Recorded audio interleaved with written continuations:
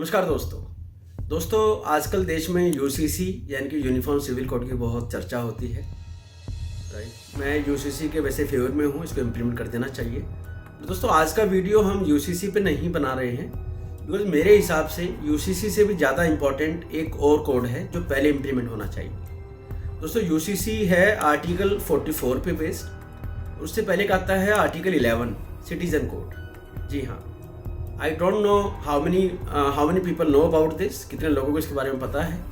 Article 11 citizen code एक ऐसा code है जो ये बताता है कि भारत के सिटीजन को, नागरिक को कैसा होना चाहिए।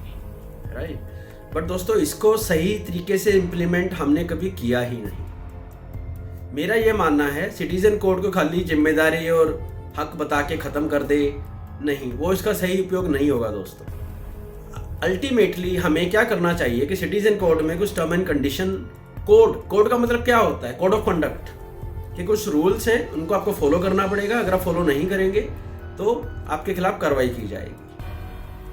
तो दोस्तों सिटीजन कोड को बहुत सख्ती से पहले इम्प्लीमेंट किया जाना चाहिए भारत में, उसके बाद यूसीसी की बात करनी चाहिए। फॉर एग्जाम्पल, आप एक बैंक में जाते हैं कार लोन लेने, होम लोन लेने। अगर कार लोन भी लेते हैं ना दोस्तों, कम से कम 10 से 15 साइन होते हैं, 4-6 पेज की टर्म एंड कंडीशन होती हैं। उनमें से अगर आपने एक भी मीट नहीं की, आपको डिफॉल्ट घोषित कर दिया जाएगा।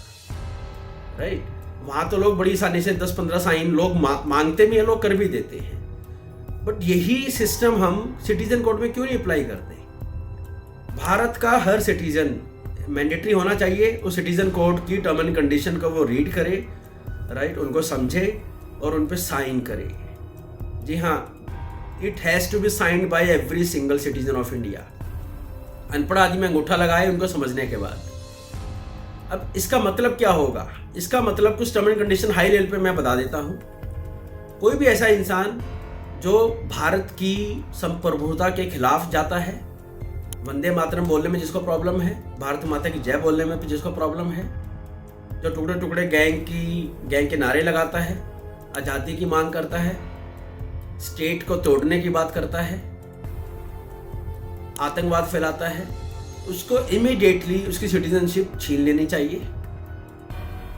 सबसे पहले तो ये करो। हम क्या करते हैं, जेल में डालते हैं। मैं ये नहीं कह रहा अभी इन चीज़ों पे एक्शन नहीं होता है, हो रहा है एक्शन, बट भैया पहले उसकी सिटीजनशिप को छीनो।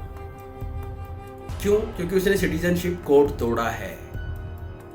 देखिए, जैसे मैंने बैंक का एग्जांपल दिया था आपको, इवन हर प्राइवेट कंपनी में आप जब जॉब करते हैं, सरकारी जॉब ज्वाइन करते हैं, आपसे भी एक एनडीए, एक डॉक्यूमेंट साइन करवाया जाता है टर्म एंड कंडीशन का। उसमें कोड ऑफ कंडक्ट होता है। अगर आप उसको ब्रीच करते हैं, क्या होता है आपके अगेंस्ट? एक्शन लिया जाता है ना। तो सिटीजन कोड को साइन करवाएं, और जो इन कोड को फॉलो नहीं कर रहा है, to the letter and to the spirit of the code of conduct, उसकी सिटीजनशिप, नागरिकता खत्म कर देनी चाहिए, और उसको बहुत ही सख्ती से इसका इम्प्लीमेंटेशन किया जाना चाहिए। अब दोस्तों क्वेश्चन ये भी उठता है कि भारत के अंदर सिटीजनशिप कोड अच्छे से अप्लाई नहीं किया गया। राइट, उसका रीज़न क्या है दोस्तों? उसके मैं मानता हूँ उसके 2 रीज़न हैं। क्योंकि हम जब आज़ाद हुए थे ना दोस्तों, इंडिया जब आज़ाद हुआ, इंडिया स्वतंत्र हुआ, संप्रभु नहीं बना, वो सोवेरियन नहीं बना। ट्रू मायनों में वैसे तो हम अभी भी सोवेरियन कंट्री बोला जाता है, जिसका अपने आप पे कंट्रोल हो, अपनी सत्ता पे कंट्रोल हो। राइट, तो सोवेरियनिटी तो है हमारे पास, संप्रभुता तो है हमारे पास, बट वो सच्चे मायनों में कहीं ना कहीं पीछे रह गई है। उसके क्या रीज़न है दोस्तों? उसके 2 रीज़न मैं मानता हूँ। नंबर 1 हमारी शिक्षा, नंबर 2 हमारी न्याय प्रणाली। पहले शिक्षा पे बात कर लेते हैं।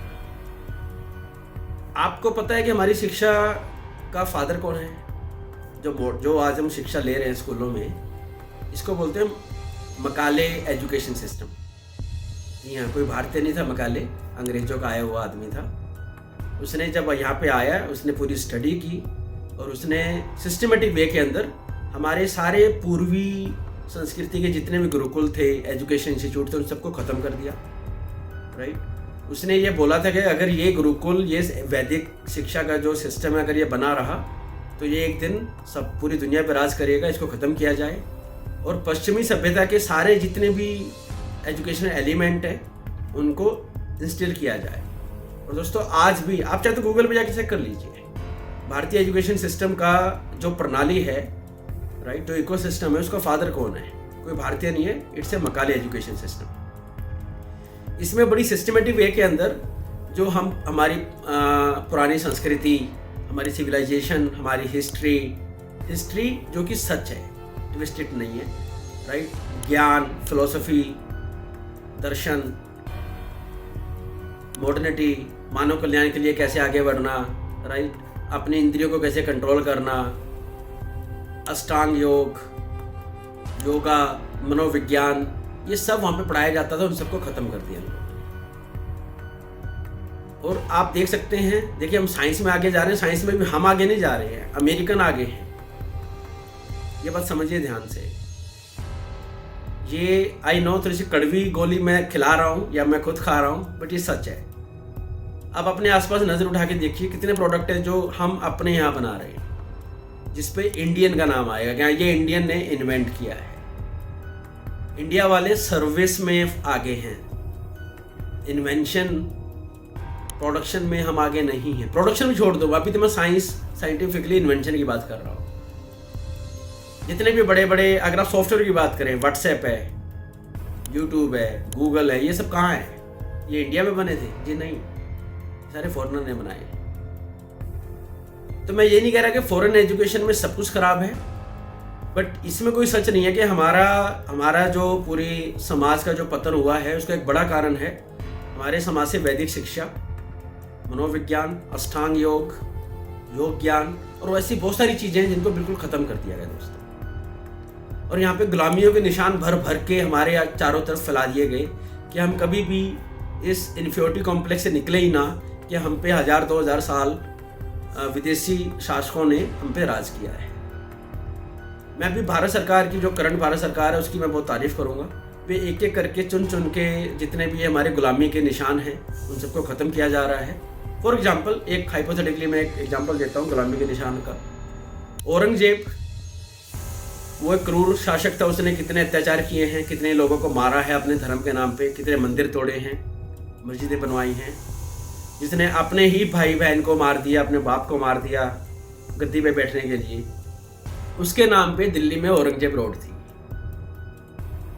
उसके नाम पे औरंगजेब रोड थी, बट अब्दुल पीजे कलाम उसके नाम पे कोई रोड नहीं थी। और जब औरंगजेब रोड को चेंज किया गया तो कांग्रेसी और ये जितने भी लेफ्टिस्ट इकोसिस्टम है, ये इनको बड़ा दर्द हुआ था।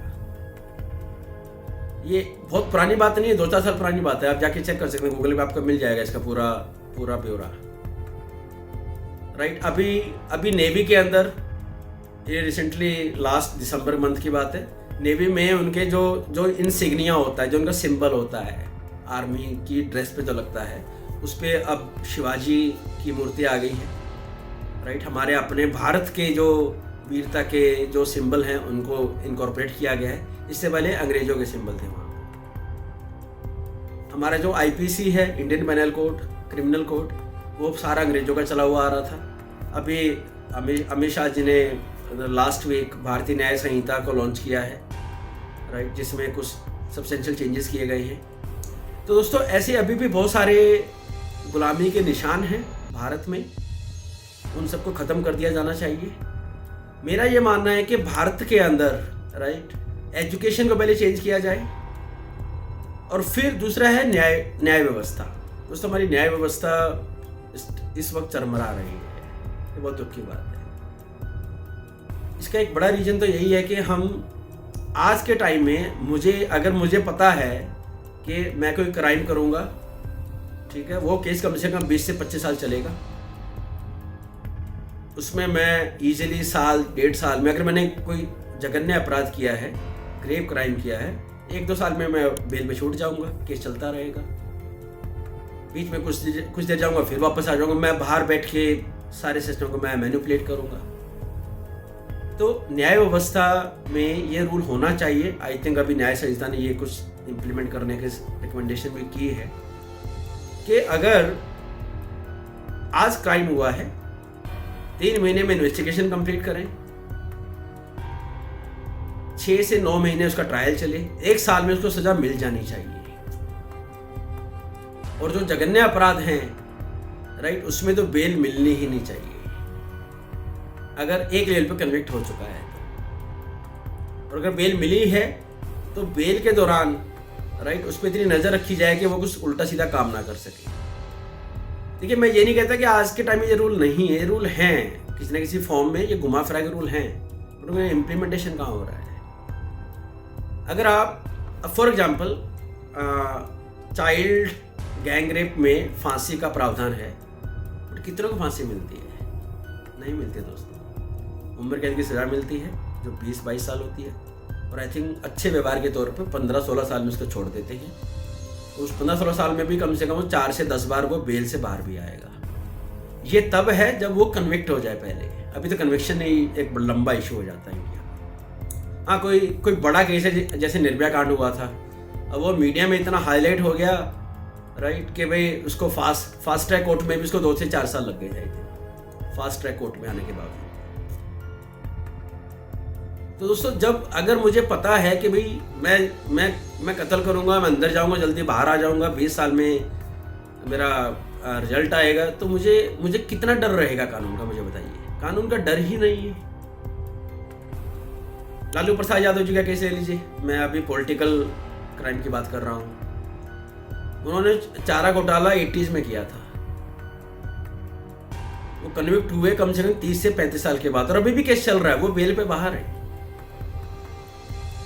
तो भारत में करप्शन को लेके, फाइनेंशियल क्राइम को लेके तो कोई बात ही नहीं करता, जैसे बहुत ही छोटी बात है, अरे कर दिया, कोई बात नहीं, पैसे तो चुराया, किसी को मारा थोड़ी है। आपको पता है चाइना में करप्शन के लिए फांसी की सजा दोस्तों, जी हाँ, और वहां पे दी जाती है फांसी। अगर आप इंडिया में करप्शन के लिए फांसी नहीं देना चाहते हैं, आई एम श्योर बहुत सारे लोग कमेंट्स में खड़े हो जाएंगे कि भाई मतलब डेथ पनिशमेंट नहीं होनी चाहिए, बट फाइनेंशियल क्राइम के लिए दोस्तों ज़्यादा सजा, कड़ी सजा होनी चाहिए, 20 से 30 साल होनी चाहिए। जितना बड़ा क्राइम फाइनेंशियली, उतनी ज़्यादा सजा। हमारे यहाँ क्या होता है, अगर आप फाइनेंशियल क्राइम करो 2 से 4 साल की सजा होती है और आप फाइन देके छूट जाते हो। और हंसी की बात तो ये है कि बहुत बारी जो आपने फाइनेंशियल लूट की थी वो आप रिकवर भी नहीं कर पाते। पैसा तो आया ही नहीं, फाइन थोड़ा बहुत लगा के छोड़ दिया, 1-2 साल जेल में रह गए, 10,000 करोड़ रुपए कमा लिया आपने, क्या जाएगा आपका? करो एंजॉय। तो जो मैं बता रहा हूँ कि ना तो क्रिमिनलों में कोई डर है, क्रिमिनल कम्युनिटी में अगर कोई डर है वो कोर्ट का नहीं है, बिल्कुल भी नहीं है, वो सिर्फ पुलिस का है, वो भी अगर पुलिस उनका एनकाउंटर करती है, जैसे कि यूपी में अभी हो रखा है। बट ये भी सारे इंडिया में नहीं है, समझ रहे बात। बट क्रिमिनल को पता है अगर मैं कोर्ट में गया फिर I don't need to worry, मैं जेल के अंदर रह के भी मैं सब कुछ मैनेज कर लूंगा। तो हमारी न्याय व्यवस्था पूरी तरह सड़ चुकी है। अब जैसे मैंने बताया कि देखिए, एक एग्जांपल लेता हूं मैं कि मतलब जैसे कुम्हार है, वो एक बर्तन बनाता है मिट्टी का, तो वो कैसे बनाता है, वो अंदर से सपोर्ट करता है और बाहर से थोड़ा सा प्रेशर देता है दोस्तों, अंदर से सपोर्ट, बाहर से दबाव। तो यहाँ पे एजुकेशन है, वो अंदर वाला हाथ है सपोर्ट देने के लिए, और जो बाहर से है वो हमारी जुडिग्री होनी चाहिए कि वो बाहर से दबा के रखे, डंडा चलाएंगे ऊपर। क्रिमिनल को पता हो कि अगर मैंने रेप किया तो मुझे फांसी मेरी तय है, अगर मैंने फाइनेंशियल क्राइम किया, घोटाला किया, तो 1 से मैक्सिमम 1.5 साल है, 1.5 साल के अंदर मुझे सजा हो जाएगी, मैं जेल में जाऊंगा, और कम से कम पहले 5 साल एक भी बेल नहीं मिलेगी आपको अगर आप कन्विक्ट हो चुके हो। तो दोस्तों यूसीसी बहुत ही इंपॉर्टेंट है, I understand, but citizen code को अप्लाई कीजिए। भारत में दोबारा से सनातन धर्म का एक झंडा लहराइए। अभी राम मंदिर बन रहा है, मैं बहुत खुश हूँ, राइट। बहुत सारे लोग बोलेंगे तुम तो मतलब भाई हिंदू मुस्लिम की पॉलिटिक्स कर रहे हो। जी नहीं, ऐसा कुछ भी नहीं है। देखिए, मेरे लिए राम मंदिर धर्म का कम, सिविलाइजेशन का ज़्यादा बड़ा प्रतीक है। ये हमारी सभ्यता का, हमारी संस्कृति का प्रतीक है दोस्तों, राम मंदिर। राम मंदिर को आप देखिए, राम की जरा वो समझिए आप, राम की उनका चरित्र समझिए। आज के टाइम में जब यूक्रेन और ये रशिया आपस में झगड़ा कर रहे हैं, वॉर छिड़ी हुई है, तीसरा साल चौथा साल आने को हो गया आई थिंक मेरे ख्याल से। हमास और इसराइल के झगड़े हो रहे हैं, पूरे मुस्लिम वर्ल्ड में आपस में लड़ाई छिड़ी हुई है, राइट। और यहाँ पे राम क्या कहते हैं, राम कहते हैं कि भाई हमारा राम, प्रभु राम हमारे अपने पिता की वचन के लिए सारा राज दरबार छोड़ के 14 साल वनवास में चले गए, और उनके छोटे भाई लक्ष्मण और पत्नी सीता साथ गए। उनसे छोटे भाई आते हैं भरत, राइट, राम के छोटे भाई भरत। वे ये जानते हुए कि भाई मुझे राज मिल रहा है, वो राज को ठुकरा के जंगल में जाते हैं उनको वापस लेने, और वापस आते हैं, उनके खड़ेऊ को सिंहासन पे रखते हैं, खुद नीचे बैठ के सत्ता को संभालते हैं, देश को, राज्य को संभालते हैं। ये तो राम का, रामायण का चरित्र है। और एक तरफ औरंगजेब की बात कर लीजिए, मुगल शासकों की, जो अपने पिता को, शाहजहां को उठा के जेल में डाल देता है 9 साल, उसको मार देता है। अपने भाई दारा शिकोह को उसका गला काट देता है, 7 भाइयों का गला काटता है। तो राम मंदिर, राम की संस्कृति एक संदेश पहुंचाएगी पूरे वर्ल्ड में, शांति का, स्ट्रॉन्ग कैरेक्टर का, सेक्रीफाइस का। तो दोस्तों राम को ना हिंदू से, हिंदुत्व से, रिलीजन से मत जोड़िए। रामचरित मानस, राम का चरित्र हर मानस में, हर मानव में होना चाहिए, मेरा ये समझना है। तो सनातन धर्म के बारे में जो लोग बोलते हैं ना, ये एड्स है, HIV है, इसको जड़ से ख़त्म कर दो, जो साउथ में द्रविडियन, ये जो पार्टी के लोग बोलते हैं, DMK के, आप इसी से अंदाजा लगा लीजिए कि DMK द्रविडियन जो उनका थॉट प्रोसेस है वो तमिलनाडु के बाहर कहीं पनप ही नहीं पाया। और सनातन पूरे भारत में हजारों सालों से है और स्ट्रॉन्ग होता जा रहा है। और अब हमें भी बीच में 20-30 साल, मैं मानता हूँ कि भारत की जनता जो हिंदू वे ऑफ लाइफ को अपनाते हैं, जीते हैं, वे भी सनातन को कहीं ना कहीं भूल चुके थे। बट दोस्तों अब ये समय है कि सनातन की स्ट्रेंथ को अपनाएं, राइट, इसकी वैल्यू को समझें, इसका प्रचार करें, इसको स्ट्रॉन्ग बनाएं और अल्टीमेटली भारतीय बने। एक भारतीय, सच्चा भारतीय ही पूरे मानव को, पूरी मानवता का कल्याण कर सकता है, उसमें कंट्रीब्यूट कर सकता है पॉजिटिव वे के अंदर। वो रशिया, यूक्रेन, हमास, इस थिंकिंग को, औरंगजेब की थिंकिंग को, वही एक उसकी काट है और कोई उसकी काट नहीं है दोस्तों। तो अपने सिविलाइजेशन के लिए जाग जाइए, सिटीजन कोड को सीरियसली लीजिए, पॉलिटिक्स से ऊपर उठिए, अपने धर्म को, अपने फेथ को, अपने अध्यात्म को, आध्यात्मिकता को पहचानिए, राइट। और मेरा ये मानना है कि जितनी भी ये गुलामी के निशान हैं, इनको ख़त्म कीजिए। सरकारें तो आती जाती रहेंगी दोस्तों, सिस्टम को बदलिए।